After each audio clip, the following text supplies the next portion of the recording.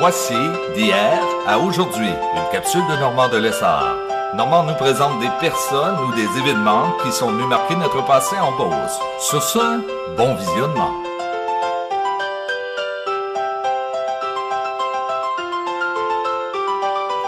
Allô tout le monde, ici Normand de Lessard et bienvenue à une autre capsule de hier à aujourd'hui. Radio-Canada, en 1977, présentait l'émission Reflet de pays. Ils nous ont parlé de la Beauce. On va voir des gens de Sainte-Marie, des gens de Vallée-Jonction et de Saint-Georges, qui vont nous parler de la Beauce. Ils vont nous parler également de la rivière Chaudière. Vous savez, lorsqu'il y a des pluies comme en ce moment, la rivière déborde. C'est le même à chaque printemps et c'est le même des fois durant la saison estivale. On va regarder ce documentaire qui est vraiment intéressant. Bon visionnement. Et ça se passe en 1977.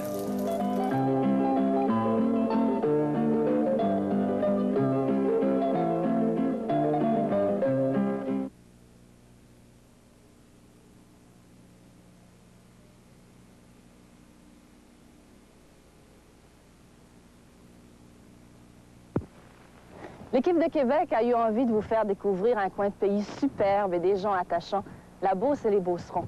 Le paysage de la Beauce est inspiré par la présence vivante de la rivière Chaudière, bordée de collines arrondies et de terres abruptes qui donnent naissance aux Appalaches. Et comme partout au pays, les Beaucerons se sont d'abord installés le long des rives. Ici, cette rivière est le cœur de la région. Elle en est également une source de problèmes. Malgré son débit modeste, elle déborde presque chaque année et même plusieurs fois par an. Au printemps, c'est la débâcle. En plein cœur d'été, on risque toujours un coup d'eau suite à une pluie subite et abondante. Et c'est depuis toujours.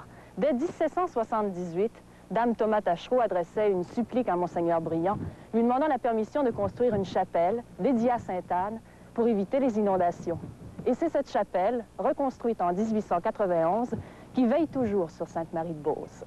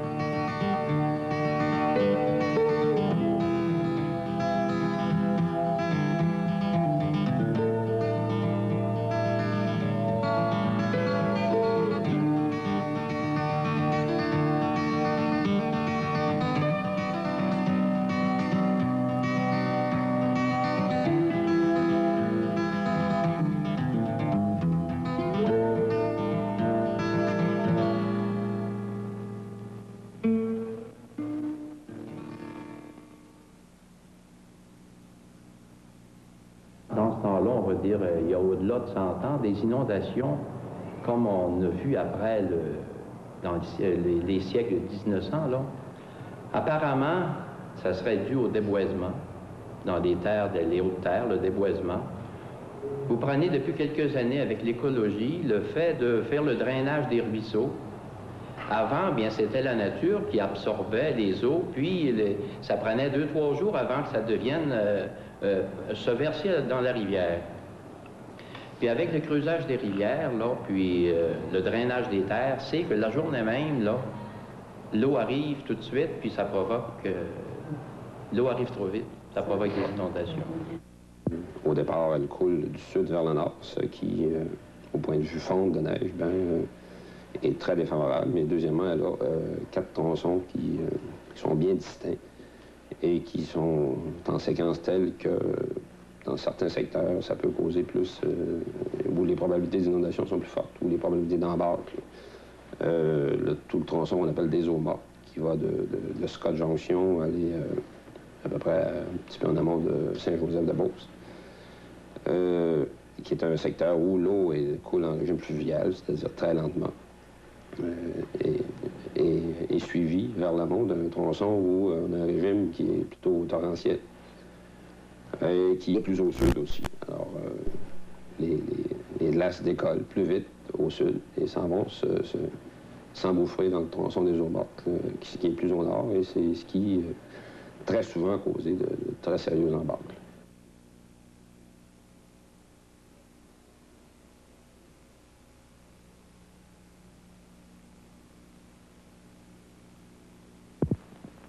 C'est des débâcles précoces qu'on appelle. C'est qu'il y a eu, il avait fait très froid, et puis au début décembre, et puis vers quelques jours avant Noël, il s'est mis à pleuvoir avec une pluie d'une très forte intensité. Alors ça a provoqué une débâcle précoce.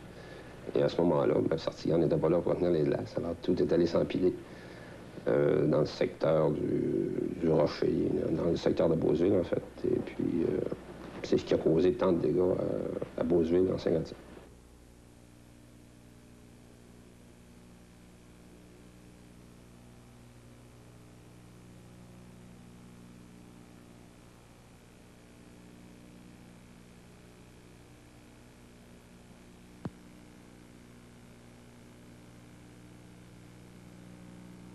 Ah oui, moi, 57, j'ai eu de l'eau parce que je suis le comptoir chez nous, mon épicerie.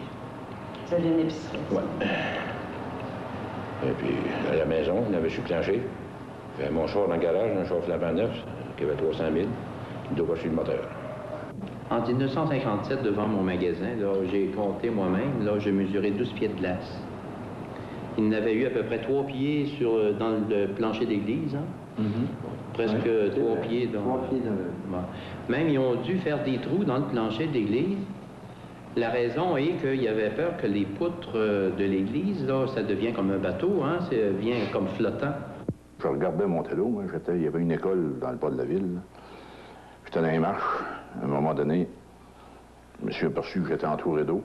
Puis là, je suis entré dans l'école, puis sorti par la fenêtre d'en arrière, parce que j'étais plus capable de m'en aller. Puis on était 7 ou 8, là, on a fait la même chose. Puis là, j'ai assisté au sauvetage d'une dame malade qu'on a sortie par le 2e étage de sa maison, puis qu'on transportait en canot par-dessus sur les glaces. En 1957, j'étais venu voir des automobiles que notre compagnie finançait. Et puis, en fait, je n'avais pas vu des automobiles, j'avais vu des gros blocs de glace à côté d'un pont. Il n'y avait pas d'automobile, c'était complètement inondé, il n'y avait rien. À l'ouest de Beauceville, il y a une place qui est bien reconnue qu'on appelle le Rocher. Là, il se ramasse de la glace. Vous prenez comme en 1957, il y avait ça, 8 pieds de glace sur la voie pour quasiment 1 mille de long. Et puis, la glace est partie le samedi après-midi.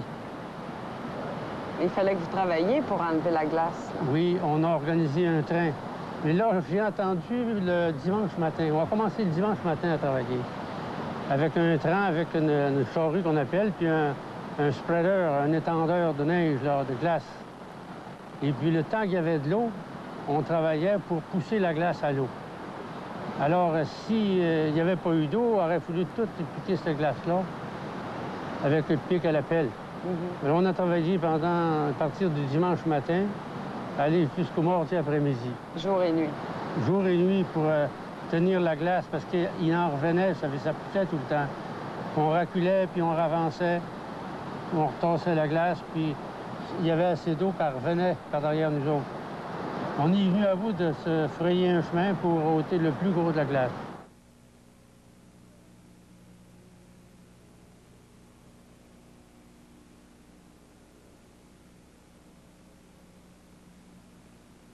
En 1917, je parle pas de mémoire, là, je vous parle.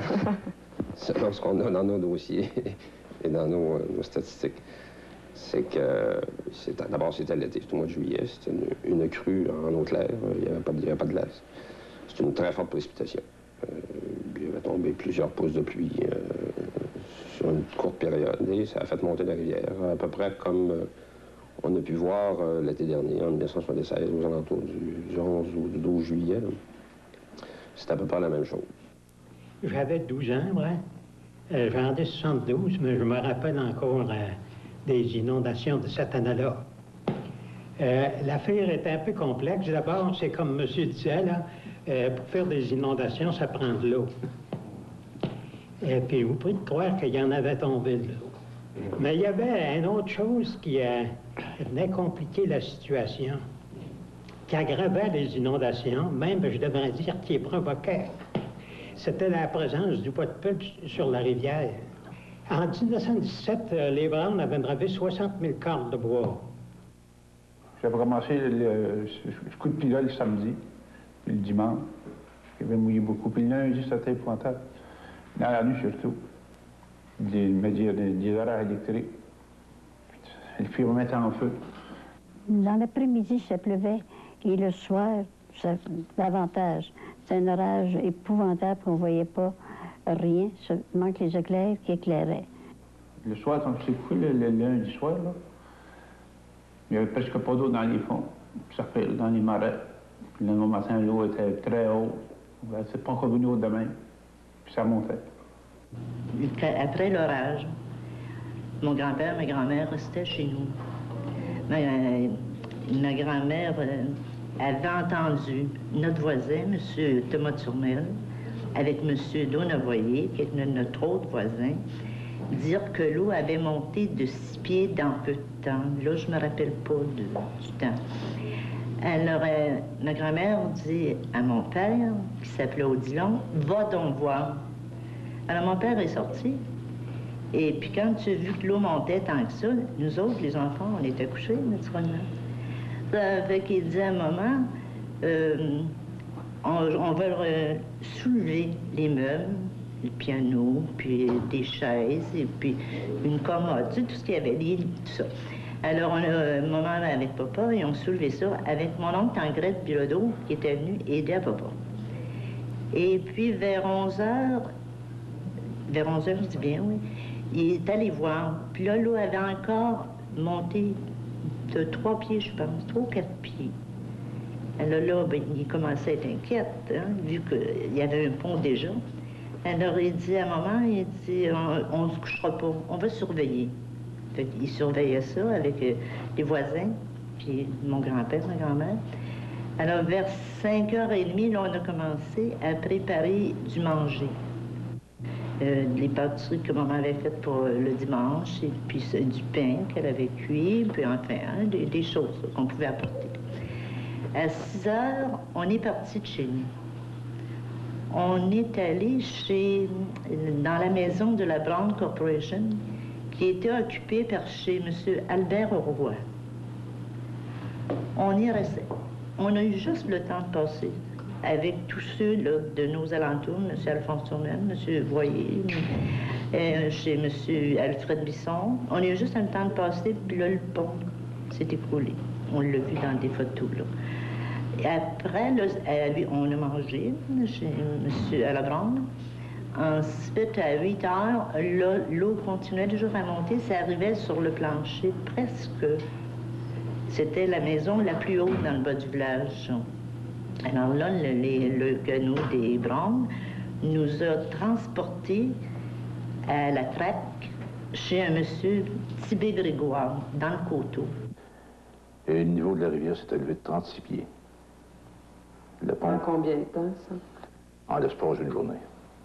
Chez nous, l'eau était venue dans la maison, on n'avait pas fait la tête. Assis dans la maison, là. On n'avait pas fait la tête. Assis dans la maison. Il était venu 4 pieds d'eau. Puis il n'y a pas une dame Morisset qui était tombée à l'eau à un moment donné? Ma tante. Ta tante. Oui. Pouvez-vous me conter ça un peu? Ben oui, on était... C'est parce que quand ils sont venus pour déménager, hein, ils ont dit à M. Lapointe qui y avait là, t'es pas capable de passer. Passer entre la maison et le pont était leur propriété. T'es pas capable de passer là, il y a trop de courant. Tu connais pas ça. Ah, je suis capable. Mais merci, ils ont pris la grande rivière. Hein. Et ce qui l'a sauvée, c'est parce qu'elle avait un gros jupon. Puis il a flotté sur l'eau, mais ils l'ont sorti par les cheveux. Il la traînait en arrière du canot par les cheveux, vous savez. Il y avait Monseigneur Lebon là, qui était sur le pont, là, il lui avait donné l'absolution. Ouais. Donc, quand les oiseaux sont noyés dans les cages, figurez-vous que l'eau est haute, hein? Ouais. L'eau avait monté quasiment au 2e étage de chez nous, là. Puis on sortait par la galerie en haut, là, puis on embarquait dans le chalot. Le premier voyage qu'on a fait, c'était moi et ma mère. On avait été chez le 2e voisin. Vous aviez quel âge, vous? Moi, j'avais 1 an à ce temps-là. Et puis, ensuite de ça, ils ont rembarqué avec mon frère et ma soeur dans le canot. Puis là, ils ont parti à la dérive, puis ils ont accroché un arbre, quelque chose. Ils ont viré à l'envers. Puis là, mon frère et ma soeur, eux autres, ils ont parti. Et puis, mon père, puis ma soeur qui vit, là, elle s'est poignée après le coup à mon père. Puis ils ont embarqué sur l'envers de la chaloupe. Puis là, ils ont pris les fonds, comme on dit, les fonds, là, sur le bord de la traque. Puis quand ils les ont poignés dans la nuit, là, ils arrivaient à la rivière Chassé. Puis là, ils sont arrivés chez nous, après, comme ça. Pour de ça, je ne peux pas vous en dire plus long. Moi, ils ont retrouvé mon frère et ma soeur après ça, après que l'eau avait été baissée. Là. Ils ont retrouvé mon frère et ma soeur dans une clôture, dans la terre. Ouais. Ça a dû être un très dur coup pour votre mère, surtout. Oui. Pas mal. J'en ai entendu parler pas mal souvent. Oui, puis je pense que M. Blouin, qui a retrouvé les enfants, est ici. Oui, Comment ça s'était passé, ça? Comment? Ça s'était passé? Ben, j'ai un dimanche après-midi, le curé avait annoncé, ben, les enfants étaient nés, puis je n'avais pas trouvé, ça fait que le curé a annoncé d'appeler du monde pour chercher dans les fonds, pour essayer de trouver, quoi. Pour un jour trouvé. Moi, j'ai trouvé la petite fille dans le fond, au nom de la rue, pas le nom de la rue, là. Chenet. J'ai trouvé la petite fille d'un tas de branches au bout d'un arbre, à côté d'un arbre. Il y a dû les petits garçons, ils l'ont trouvé dans la clôture de la ligne. On aurait pu descendre le pont, c'est le pont de vallée aussi qui descendait. Il y avait des gens à l'autre bord de la rivière, des cultivateurs, ils criaient, c'est pas ici, pour aller attacher le pont. On dit bien, il faudrait l'attacher parce qu'il va apporter le nôtre en passant. Comme de bonne, il n'y avait pas de canaux disponibles dans le haut de la ville parce que tous les canaux étaient dans le centre de la ville et c'est pour secourir ceux qui étaient mal pris. Ça fait que le pont a descendu, puis naturellement, il a descendu le nôtre en passant. Le matin, là, dans l'avant-midi, le matin de bonne heure, ils descendaient des bâtisses là, sur la rivière, ils étaient apportés par l'eau. Il y avait des animaux, des voitures, des chevaux attelés sur les rebatailles. Il est descendu une grange avec un coq une fois, puis le coq chantait encore, musait les cornes. Le coq était sur le tas de fumier. Hein? Le coq était sur le tas de fumier. Il descendait. Ça descendait. D'autres bâtisses, c'était des bœufs attelés sur des charrettes. Ça descendait, les bâtiments. Les maisons se déplaçaient, comme chez M. Corriveau, chez M. Joseph Roy, troisième voisin de chez nous. Les maisons sont parties, ils n'ont jamais revu, puis ils n'ont jamais rien trouvé. La grange chez M. Thomas-sur-Mer est partie aussi. Elle s'est arrêtée dans le domaine, par les arbres. Les arbres l'ont empêchée d'aller plus loin. Parce que du pont à virer, il y avait toujours 4 arpents. C'était bloqué de bois. Là. Après le pont, là, ça passait pas. Les maisons, ça faisait de tout. La rivière, ça rentrait dans les fonds. C'était jamais au fond de la rivière. Les gens se faisaient des voleurs, puis ils cherchaient ça. Il allait faire ça sur le bois, sur le quai. Ça ne défonçait pas, c'était un mur de bois. Vous savez, quand on dit que les billots sont rendus à hauteur des poteaux de téléphone, à hauteur des fils, en haut, là, vous savez, il y en a remonté. C'était les billots de la compagnie, ça? Ben oui, c'est ça. C'est ce qui a fait l'inondation. Parce que la rivière était bouchée de billots. La maison était remplie de boîtes de papier jusqu'au plafond. Tous nos meubles s'étaient détruits. Notre vache qu'on avait transportée dans une autre écurie s'était noyée. Il nous restait rien, excepté les chambres d'en haut. Alors, quand on est arrivé chez nous, notre maison tenait sur un coin de la route du Chénier. Vous savez, de la route du Chénier. On est entré dans la maison, on avait de la boue jusqu'aux genoux. Là, on a pelleté, on a arrosé, on a renvoyé dans le cave, puis on est monté vivre en haut au deuxième étage. Et puis, on n'avait rien pour manger, rien pour s'habiller, pas de lit pour se coucher, à part de ceux des enfants, nous, qui étaient en haut. Je me rappelle que mon père a dit à un moment, quand on est rentré, il dit, si j'étais toute seule avec toi, ma femme, je mettrais le feu au reste. C'était une vraie pourriture, cette eau-là. Oui. Oui, comme le docteur Fortier dit, faites attention, il n'y allait pas du pied dans cette eau-là. Il y a eu beaucoup de fièvre dans l'automne. Oui, non, oui, ça ne peut pas se faire autrement. Dans l'automne. Mon père est mort de ça, à l'automne de 1917. Mon père avait contracté les fièvres typhoïdes, il est mort de ça. Il y en a eu beaucoup. J'étais partout, une épidémie de fièvre typhoïde. Des suites des fièvres typhoïdes, je peux dire immédiatement, là, mon père est décédé de ces suites-là. Il est décédé en octobre 1917. Après avoir eu travaillé, il a travaillé beaucoup dans l'eau, tu sais, parce qu'il y avait beaucoup d'ouvrages à faire dans les fonds, il y avait beaucoup de poids accumulés. Puis... Les débords de la rivière, à tous les ans, sont une angoisse. Moi, je trouve c'est un serrement de cœur. On se demande toujours, quelle surprise va-t-on avoir? Est-ce qu'elle va monter? Est-ce qu'elle va faire des dégâts? En 96, la maison de mon grand-père et sa manufacture, il fabriquait des voitures. Sa grange, parce qu'il gardait des animaux dans le temps, il gardait des chevaux, a été emporté par les glaces. Il s'est fait ruiner, puis moi. Il n'y avait pas de loi sociale dans le temps, il n'y avait rien, il n'y avait pas d'assurance, rien de ça existait. Il a sauvé sa maison qui a été emportée par les glaces, qui a été poussée, comme on dit, au coteau. Ah, bien, nous autres, quand on était jeunes, on déménageait sur notre grand-père, mais on n'aimait pas bien ça. C'était pas drôle, de l'autre côté. Il n'y avait pas de lumière électrique. Il fallait s'éclairer la petite lampe. Et puis on n'avait pas ça chez grand-frère. Puis quand on était pris par des grosses débâcles, on se demandait, le pont va-t-il partir? C'est un pont de bois dans le temps. Et le pont, s'il part, on est pris pour rester ici. Oh, on n'aimait pas ça. Avant ça, on montait jusqu'au plancher, deuxième plancher. Dans la vieille maison complète. On montait jusqu'au deuxième plancher, là. Il fallait qu'il déménage. Toute la carte, puis la botte, puis ça allait à la grange, Fanny. Tout.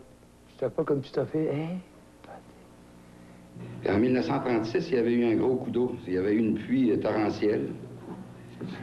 Puis, dans cet après-midi-là, l'eau avait arrivé, on pourrait dire, tout d'un coup. Le bout du quai du moulin, de notre moulin à farine, a parti. Le pont le pont de la rivière Chassé, là, qui arrivait chez nous, le pont qui nous emmenait chez nous, avait parti aussi. Puis, on avait un petit ruisseau qui était juste à côté de la maison. Bien, lui, ici, avait profité. Il passait plus dans le ruisseau, il passait dans le chemin, il passait en avant de la maison chez nous. Alors là, ça avait été un émoi, là, vous savez.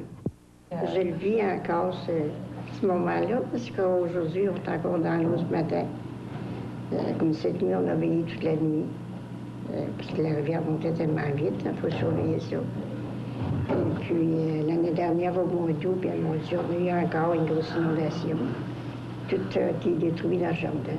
quand l'eau vient, comme l'automne passé, là, l'eau est venue, durant les foins, puis ben, on n'a pas eu de... On a perdu du foin. Puis le lien qu'on appelle, la pousse après le foin, on a perdu ça parce que c'était pas mangeable par les animaux. C'était rien de la poussière.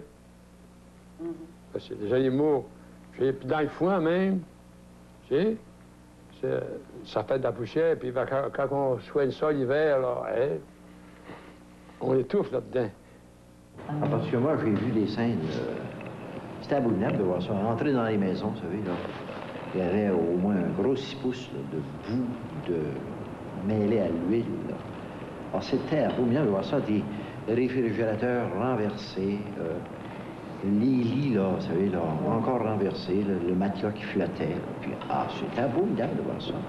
C'était épouvantable à nettoyer. Il commençait à nettoyer avec une pelle, puis après ça, il prenait une hausse, puis il lavait la hausse. Il y avait quasiment un gros pouce de terre glaise, là. On effurait, on mettait ça à la pelle, excusez-moi, comme dans les étables. On ouvrait les fenêtres, on sortait ça par les fenêtres. Et puis, on prenait la hausse, passait un tour dans le plancher, puis on lavait ça à la hausse. Ça, la balance, ça tombait dans la cave. C'était une terre glace, c'était pas de service. Il n'y avait pas d'assurance dans ça. Le gouvernement ne remboursait pas. Oh non, ça, chacun subissait ses dégâts. Mais c'était pas d'eau. Ça sentait pas bon dans la maison. Ça sentait de mauvaise eau, corrompue. Ça sentait rien que le poisson, excusez-moi. le vieux poisson. Mais la vie continuait quand même. Ah, il fallait que la vie continue. Le lendemain, vous savez, les gens prenaient le courage à 2 mains, puis disaient, ça va marcher. Que voulez-vous? Tu as dit que la rivière Codière a fait du dommage? Pas mal. Pas mal. John-Rivière, là, il fait pas mal de dommages. C'est toujours une fête. Pour les riverains, là, ici, c'est toujours une fête. Quand bien même qu'on est touché, c'est attendu, on aimerait mieux qu'on ne soit pas pénalisé par les eaux et les glaces. Mais c'est dans nos coutumes, on aime les inondations. Encore mieux ceux qui sont sur les côtes, qui ne sont pas touchés, bien là, eux autres, ils peuvent fêter, tandis que nous autres, faut sauver les meubles. On n'a pas le temps de fêter, là. On n'a pas le temps de fêter.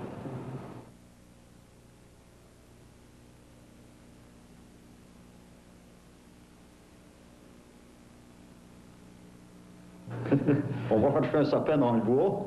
Il y avait 35-40 pieds de long. On a fait un cadre, on l'a planté là-dessus. On a fait ça dans le cours chez nous, en sortie de la ville. Là. Puis le matin du 1er mai, ben, on a une paire de bœufs dans ce temps-là. On a tel ça, puis on le descend sur le bord de la rivière, puis on l'avait descendu sur le milieu de la rivière. À 6 heures du matin, on était matinal un peu. Parce que la glace avait envie de s'en aller, malgré qu'elle était basse. La rivière était basse, comme elle vient rarement l'été. Il n'y avait pas eu d'inondation ce printemps-là. C'était à peu près tout, moi, là.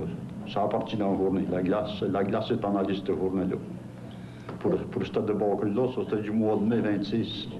Et puis notre canot nous suivant, hein, parce que la glace défonçait en dessous de nous autres. On est venu à bout de le planter sur le milieu de la rivière, puis on l'a reviré, puis on s'en allait comme on a pu, puis la glace pliait, puis la glace pliait, puis à 8 heures, la glace était partie. Ouais. Elle était pas forte, hein? On était pas peureux. Alors, il y avait eu de la visite le soir qui ont planté le mec. Il y avait 2 cultivateurs qui demeuraient dans le 4e rang. Si je vois bien, il y en a un durant Saint-Louis. Il y avait Alire Carter. Il y avait Évariste Leclerc. Puis 2 bons copains. Puis le soir qu'on a planté le mec, qui organisait le mec, tout à coup, c'est arrivé chez M. Marcoux, ces 2 types-là, en voiture d'été. Il y avait de la neige au ventre du cheval en haut. Quand ils sont partis, ils sont arrivés en voiture d'été, toujours. Et, je sais pas s'ils avaient trouvé un petit gin avant de rentrer, toujours qui filait bien. Il y en avait un, entre autres, qui avait dit à Mme Marcoux, j'ai remarqué ça, j'étais jeune, moi, il a dit à Mme Marcoux, il dit, vous êtes la plus belle femme, il dit, de Sainte-Marie. Ça, c'était la mère à M. Albert. On s'en allait à l'hôtel Poulain, là, et puis si la débarque durait 2 jours, 3 jours, 4 jours, eh bien, la brosse durait 4 jours, c'est pas plus mal à faire. On a veillé un peu ici dans la ville, on était à 2000 de la ville, nous autres. Alors, on commençait à prendre un verre de bière, puis à un moment donné, on regardait monter l'eau, puis ça allait bien. Mais à 2 heures du matin, là, On ne pouvait plus sortir de l'hôtel. Parce que le lendemain matin, c'était un dimanche. Il fallait aller à la messe. Oui. Il fallait des bottes. Alors, on envoyait ceux-là qui avaient des bottes, ça en achetait. C'est Lignier-Giguère, c'était Lignier-Giguère, le magasin. Alors, on achetait toutes nos bottes là. Puis pour aller à la messe le dimanche. Vous aviez passé la nuit à l'hôtel? Pratiquement, oui, à l'hôtel. On ne pouvait pas sortir de l'hôtel. Les inondations Bon, du ben, printemps. c'est une fête, ça, je vous le dis, c'est la ASD. C'était la fête du printemps, ça, puis le monde est promené en Les canot. hommes avaient les petites bouteilles de gin dans les poches pour pas attraper le rhume. Ils s'achetaient des bottes, mais ils allaient dans l'eau jusqu'aux genoux. L'eau passait par-dessus les bottes, c'était pas pareil. Ils avaient les bouteilles de gin. Le jour où la débarque se fera, là, ben, il y a une excitation qui se fait. Les gens sont mobiles, si on veut. On va aller chez le voisin, va ici, va là, court là, comme ça va faire prendre de l'aise, à téléphone, ces choses-là qui se répètent tout le temps. Puis on voit, tiens, si on remarque un petit peu, on se rend compte que c'est la journée. Le 31 au matin, il y avait un monsieur Fournier, hôtelier, qui s'est marié. Maintenant, lui, il n'avait pas l'air disposé à retarder son mariage. Et le curé Morissette a dû traverser la rue dans une cuve, en se poussant avec une perche pour aller célébrer une mariage. Puis les mariés sont arrivés en canot. Puis ils sont repartis en canot et la noce s'est déroulée au 2e étage de l'hôtel qui était inondé à la hauteur des fenêtres. Une fois, il y avait notre bon vieux curé, Monseigneur Fortier, et il annonce ça à l'église, il dit, le bon Dieu a puni, il dit, les vendeurs de rhum, il dit. Puis on avait une couple de voisins, là, les glaces avaient fait le tour de leur maison presque par miracle, il dit.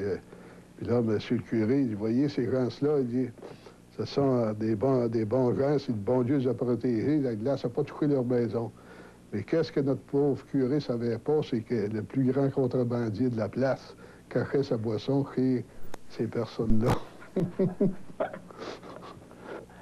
Les médecins, souvent, quand une femme devait accoucher, comprenez, je ne disais pas son âge, puis souvent, ben, ça arrivait dans le temps de la débauche. Et là, ben, 2 bons hommes partaient avec un canot. Si la glace descendait, ils passaient par les glaces. C'était pas des gens spurieux. Il y avait l'expérience aussi de la glace. Les gens avaient l'expérience de la glace. Puis les médecins étaient habitués. Ils cognaient pas la glace. Puis ils avaient confiance aux gens qui les transportaient. Puis il y avait des canaux solides. Puis il est arrivé quand même, les médecins ont traversé sur les glaces en mouvement pour aller faire des accouchements. Oui, la femme du voisin, elle tombe malade pour un bébé. Ça vient me chercher. Il faut qu'on y aille chez le docteur. Et puis on s'en va. On part à 9 h du soir, je mets la chaloupe à l'eau. Puis la glace descendait sur la Grande Rivière. Et puis on fait les fonds en rame. Puis là, on embarque sur la glace. Et puis on fut traversé de l'autre bord. Il était minuit quand on a été traversé de l'autre côté.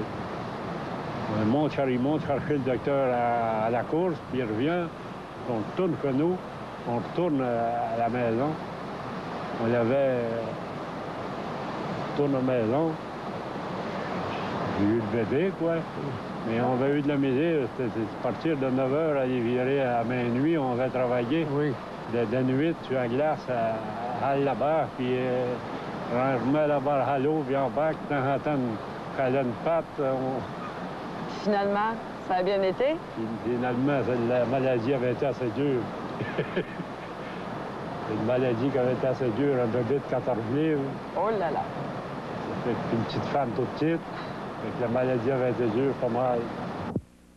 Il y a été plusieurs années que, chaque année, on profitait des débarques, des malheurs qui arrivaient. C'était souvent il y avait des grosses pertes, des pertes pour les cultivateurs, ensuite les riverains, les commerces. Les gens se faisaient briser leurs demeures, puis tout. Fait que là, on faisait des promesses avant les élections, là, puis surtout quand c'était des élections qui étaient près, soit l'automne ou le printemps, là, on leur promettait de construire quelque chose, puis sauver les débarques, puis les gens, des fois, ça attirait des votes. Le député fédéral du temps, il s'appelait Jean-Paul Racine. Il voulait voir qu'est-ce que c'était qu'une inondation, une débâcle. On lui en avait montré une bonne partie. On avait loué un canot avec un moteur. Là. Puis pour traverser la rivière, il n'y avait plus de glace. On aurait pu traverser la rivière en canot, mais lui, il a peur de le pris. Il a fallu traverser par-dessus le pont. Le canot a traversé, puis il nous a repris au bout du pont. On est allé voir les cultivateurs du côté ouest. Maintenant, de temps en temps, ils descendaient une glace. Ils passaient une glace. Ils regardaient venir la glace, puis il avait peur que la glace nous frappe. On a fait notre visite. On a visité 5 ou 6 cultivateurs. Puis là, on avait décidé d'aller à Vallée-Jonction rencontrer, pas à Vallée-Jonction, de passer par Vallée-Jonction, aller rencontrer le maire de la paroisse Saint-Web-des-Arables, M. Wilfrid Clich. Et c'est M. Gédéon Jacques qui nous menait. Nous sommes passés par Saint-Frédéric, on est descendu à Vallée. Puis là, on devait remonter par la route. Il est arrivé que la route était inondée. Puis là, l'automobile a plongé dans l'eau. On était une demi-heure à attendre les secours. Le député à l'eau. Est-ce qu'il a fait des promesses après, des promesses électorales? Il avait trouvé que c'était épouvantable. Il est parti effrayé de cette affaire-là. Je pense qu'il en avait eu pour son argent. On n'a pas seulement promis, en 1927, on a tenté de construire des quais. On a fait des quais à Beauceville puis à Saint-Georges pour essayer de tenir les glaces. Puis ces quais-là, ça n'a pas été efficace. Ça a produit des débords pires que nous avions avant. Mon beau-frère, Patrick Doyon, dans le temps qu'il était ici au bout du pont du côté Est, voisin du magasin de la Baie, linge pour dames. Alors, mon beau-frère avait son coffre-fort, il avait des bijoux dedans qu'il voulait sauver, il ne pouvait pas l'ouvrir. Il prend son revolver, puis il rouvre en même temps. Chez M. Labbé, il y avait un mannequin. Puis la vitre était cassée. Le mannequin part la flirter. Les gens se sont dit qu'il y a eu un meurtre. Ça, c'est des gloriens qui demandent qu'il n'y a pas eu de meurtre. Ça nous amène différents faits cocasses. Il y a des années, on prend comme le 2 ans, il y avait une personne qui était seule dans le bout d'une rue qui avait environ 5 pieds d'eau. Puis 2 de ses amis de femmes, puis un homme, ils nous ont demandé de les transporter en chaloupe pour qu'elle joue aux cartes la soirée. Plutôt de sortir la personne qui est dans l'eau pour se rendre au sec. Ils ont pris du monde au sec pour s'en aller dans l'eau. Ah oui, M. Plante, ça c'était en 28. Il demeurait justement dans la maison de Mme Jobin. Et puis c'était dans la nuit, 2 heures et demie, quand la glace avait parti. Et puis la maison avait tassé un peu du chalage. Puis lui était au deuxième, puis il criait au voisin en arrière, M. Grondin, Ernest Grondin. Il essayait de faire les poules, puis il venait nous sauver. M. Grondin était réchauffé un peu, il dit, on va plier à quelque coque, puis s'envoyer les chercher.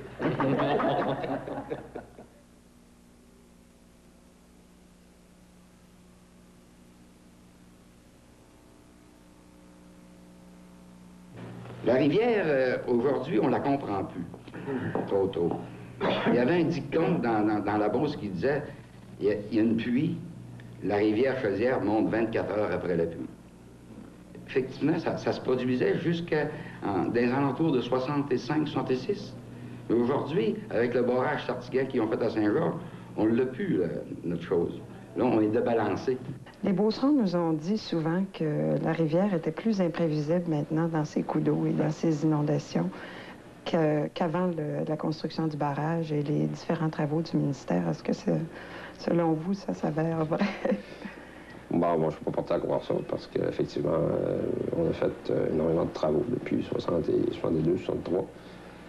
Le barrage comme tel, c'est un barrage qui ne sert qu'à retenir les glaces. Il ne retient absolument pas d'eau, il ne retient que des glaces. Maintenant, toutes ces glaces-là qui sont bloquées là ne vont pas s'empiler en bas, ils ne poseront pas de problème à Beauceville ou à Saint-Georges. Alors, le barrage, en fait, ne peut pas rendre la rivière plus imprévisible, il la rend plus prévisible, à mon point de vue, parce qu'on sait que les glaces ne passeront pas plus loin que ça. Ça arrête la sortie. Hein. Quand il y avait une inondation, tous les printemps, on a des inondations. Oui. Il y avait un barrage naturel qui se faisait à Beauceville, au Rocher, qu'on appelle. Il tenait les deux choses. Il tenait l'eau et la glace. Maintenant, l'ingénieur qui du temps, il dit, nous avons bâti le barrage, c'est pour tenir la glace. Donc, il nous envoie de l'eau. Aujourd'hui, tout les hauts du comté, ça sent bien, c'est nous autres que les égouts de Touchard, les hauts du comté. C'est vrai. Ils peuvent bien l'appeler la rivière Chaudière. C'est une chaudière certaine. Ils envoient tout ça ici, dans la rivière. Et non, c'est la rivière Chaudière, ça. Ils peuvent bien, pas de son nom, la rivière Chaudière. Actuellement, là, vous allez avoir un orage dans la Beauce. Il va pleuvoir abondamment. Là. Et 3 heures plus tard, les affluents de Chaudière débordent. Et puis 12 heures plus tard, c'est l'inondation. Le coup d'eau qu'on appelle. Cette rivière-là, si les gouvernements n'y voient pas, moi je dis, là, je connais, je sais pas, mais pas mal, elle viendra quasiment, ça viendra quasiment un lac, ça. La vallée de la Chaudière qu'on appelle. Parce qu'à tous les ans, la rivière, ça déboule, ça grandit. Hein? L'eau mange ça. Ça va manger vos terres. Les terres, ça mange les terres, les 2 bords de la rivière. Hein? Tout ça, ben, ça déboule, puis ben, ça s'en va, puis ça emplit ni dans la rivière. C'est pour ça qu'elle déborde tout de suite.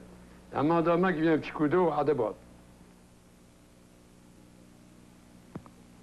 Disons que c'est pas une cachette pour personne, c'est un fait établi que la majorité même des personnes inondées, quand ils ne sont pas touchés par l'eau, c'est pas comme des autres années, disons.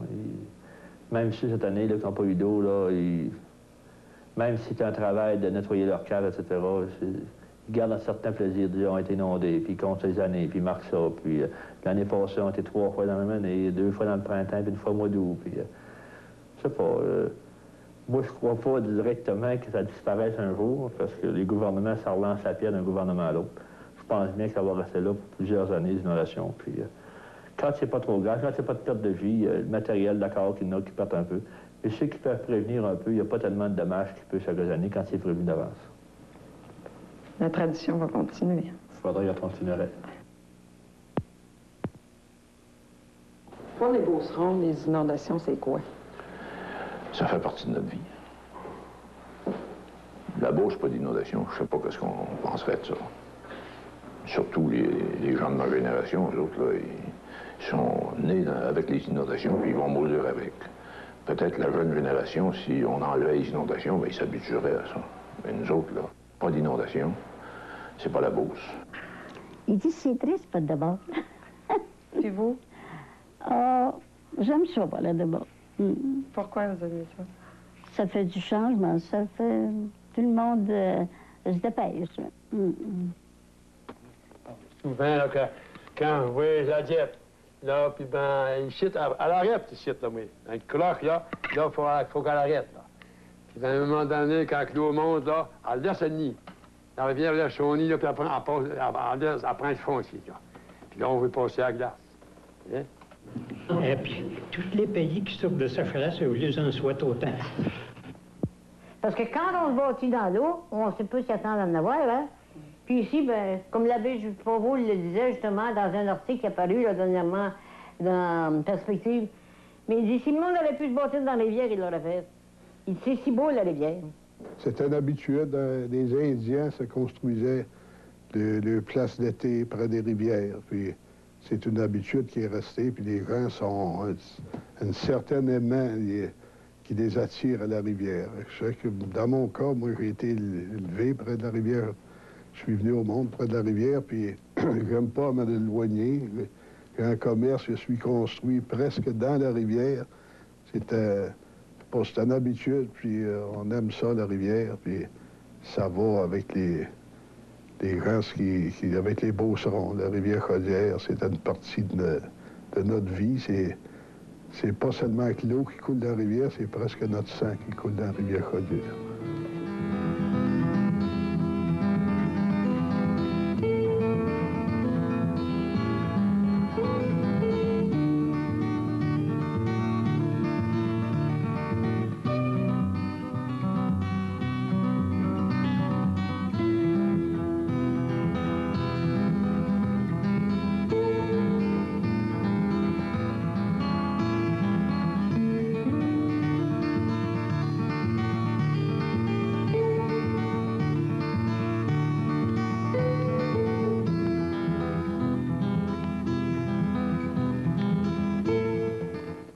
Aujourd'hui, la chaudière déborde toujours et les Beaucerons sont toujours là.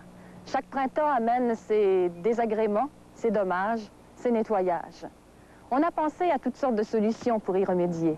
Entre autres, au début du siècle, on avait songé à déménager les riverains sur les coteaux. Mais cette solution, comme toutes les autres d'ailleurs, engendrait des coûts astronomiques, sans compter qu'en les éloignant, ils privaient les habitants de leur rivière. Les Beaucerons, de leur côté, ont trouvé des moyens bien à eux pour trouver une solution à leurs problèmes. Et somme toute, ils s'accommodent fort bien de leur environnement. Aujourd'hui, même s'ils connaissent moins bien leur rivière, à ce qu'ils disent, dès les premiers signes avant-coureurs de coups d'eau ou de débâcle, ils s'organisent. Et c'est pour eux l'occasion de corvées et de fêtes, même si les traditions, comme partout ailleurs, ont tendance à s'effriter. Pourquoi les Beaucerons s'obstinent-ils à construire leur maison tout près de la rivière? Pourquoi persistent-ils à rester là? Peut-être un peu à cause d'une longue histoire de vie dure et isolée qui fait que, désespérément, on s'attache à son pays, à sa rivière, particulièrement si elle a été difficile à apprivoiser.